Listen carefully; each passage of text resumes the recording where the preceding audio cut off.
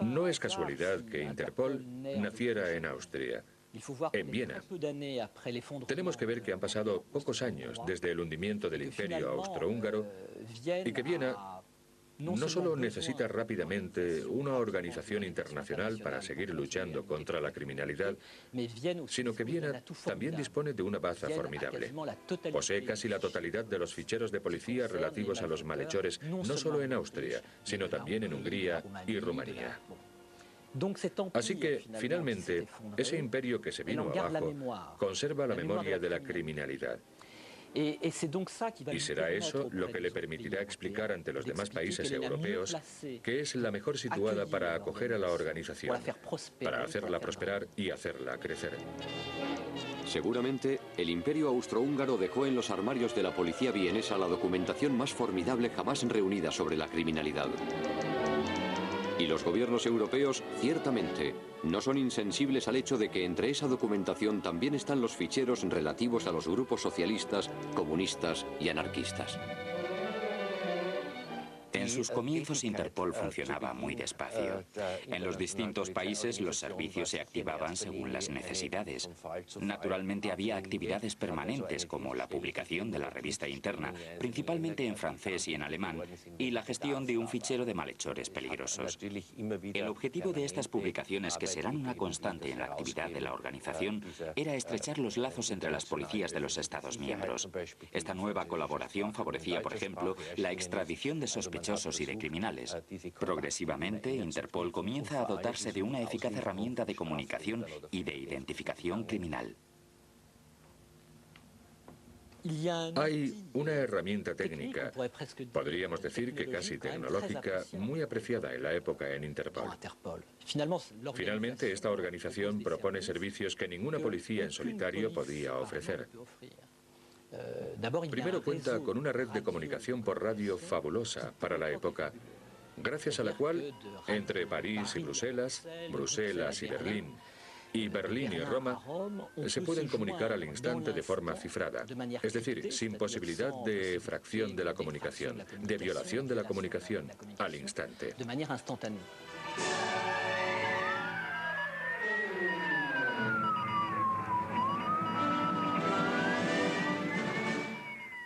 Estamos en los comienzos de la policía científica y, por ejemplo, la identificación de las huellas digitales es una baza irreemplazable para identificar claramente a un malhechor. Y también están las fotos antropométricas.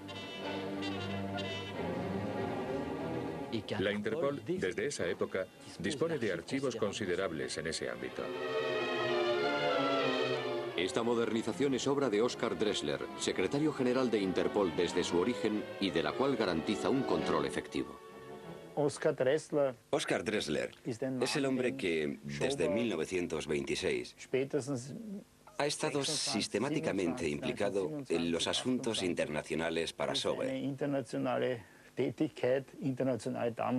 Hablaba y escribía perfectamente en francés.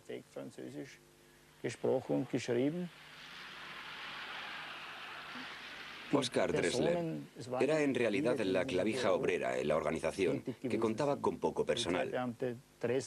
El presidente Sauber, por su parte, se contentaba con definir las grandes líneas de la política de Interpol. En 1929, Johann Sauber es reelegido canciller de Austria por un año más. Cuando 3 meses después muere, sigue siendo presidente de Interpol, que entonces reagrupa ya a policías de 48 países. Austria entra en un periodo de inestabilidad preocupante para el futuro de la organización.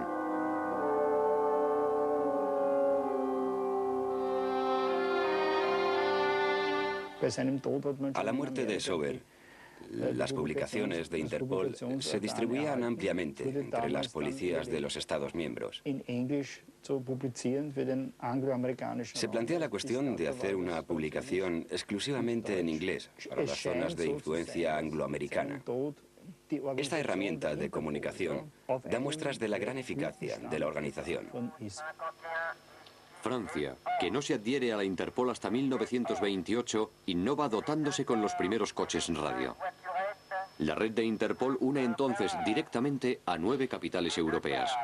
3 veces al día, la central de radio emite mensajes de policía destinados a todas las estaciones de la red. La década de los 30 ve confirmarse la colaboración entre la organización y sus miembros. El intercambio de ficheros alcanza tal volumen, las peticiones de información por la red de Interpol son tantas, que la Oficina Internacional no puede gestionar todas las solicitudes. La consecuencia será que cada Estado miembro crea su propia Oficina Central Nacional. En agosto de 1932, Frank Brandl sucede a Söber en la presidencia de Interpol. Es un funcionario de menor envergadura que su predecesor. Esta esperada sucesión no hace más que reforzar el papel difuminado pero determinante de Drexler. Brandl hereda enseguida un caso importante. El 13 de septiembre de 1931, un artefacto explosivo provocó el descarrilamiento de un tren a 30 kilómetros de Budapest, causando la muerte de 20 pasajeros. Era el cuarto atentado de este tipo en 9 meses. Los anteriores ocurrieron en Austria y en Alemania. Un pasajero, Silvestre Matuszka, presentó una denuncia por la pérdida de sus maletas. Su insistencia pareció sospechosa a la policía húngara que se dirigió a la Interpol. Tras interrogar a las policías austríaca y alemana, Interpol estableció un informe de los atentados. En este se ponían en evidencia ciertas ausencias de Matuszka injustificadas. Se analizó su ropa y esta tenía rastros de explosivos. Esta prueba sería decisiva. Matuszka reconocerá su culpabilidad. La resolución de este caso ilustra la eficacia de la colaboración ejemplar entre la policía austríaca, la húngara y la alemana. Matuszka, que decía ser anarquista y había declarado la guerra al capitalismo, fue detenido en Viena. Planeaba otros atentados en los ferrocarriles franceses. Un éxito del que se felicita Franz Brandl, como también se felicita del balance publicado un año después de su llegada, que cifra en 3.240 el número de malhechores fichados por la organización. Die 3 beteiligten Kriminalbehörden Österreichs, Deutschlands und Ungarns, sondern auch das große Publikum mit Genugtuung, dass es den vereinten Bemühungen der Kriminalbehörden gelungen ist, einen Verbrecher in sicheren Gewahrsam zu setzen. El análisis de los ficheros de Interpol pone en evidencia que este acto de terrorismo es excepcional en la época. Las prioridades del momento son los robos, los timos y la criminalidad ordinaria. ¿Error de estrategia policial? Quizás, pero el verdadero mal, el cáncer de Interpol, está en otra parte. Vemos que al principio la Interpol se pone las esposas sin saberlo y se encierra en una trampa. La organización tiene obligatoriamente su base en Viena, en Austria. Está obligatoriamente dirigida por un austríaco. Y por ello la historia se encargará de demostrar que fue un error considerable, porque pronto, en 1938, Hitler desembarcará en Austria y anexionará Austria y la Interpol. Casi recién nombrado, el nuevo presidente de Interpol y la policía de Viena deben abordar los enfrentamientos entre los partidarios de la Alemania hitleriana y la izquierda austriaca.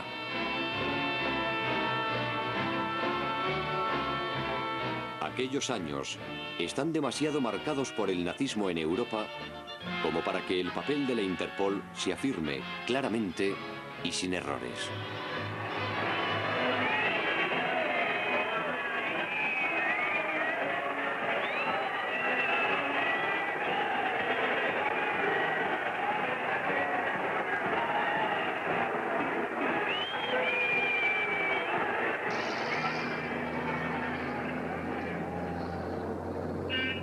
Así, cuando Seidel se dirige allí donde los nazis han cometido un atentado con bomba, ¿es el prefecto de policía vienés o el presidente de Interpol quien constata los daños?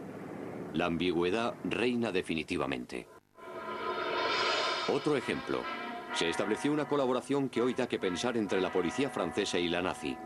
En 1934 la policía francesa, por intermediación de Interpol, se apresuró a informar a Alemania que un tal Hess quería atentar contra Hitler. Como agradecimiento, El 22 de octubre de 1934, la policía prusa expresó su gratitud a la policía francesa por haberla informado del atentado planeado contra el Führer.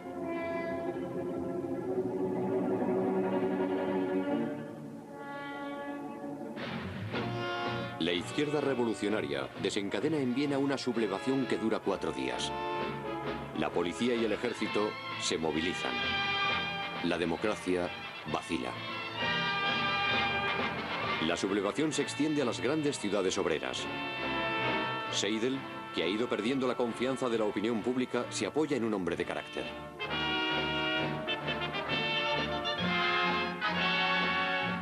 Tras el golpe de Estado nazi abortado en julio de 1934 contra el gobierno austríaco, el canciller Dollfuss muere. Seidel es destituido. Es el momento de Michael Skubel. Apodado el orgulloso caballero del caballo blanco, Skubel se convierte en presidente de Interpol. Los acontecimientos confirmarán trágicamente que desde su origen, la existencia de Interpol está íntimamente ligada a la historia interna de Austria.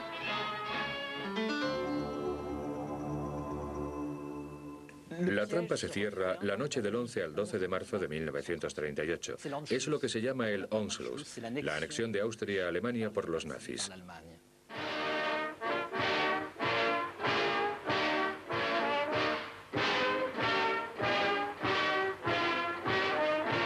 Hitler realiza el Anschluss con Austria, que se convierte en una provincia alemana.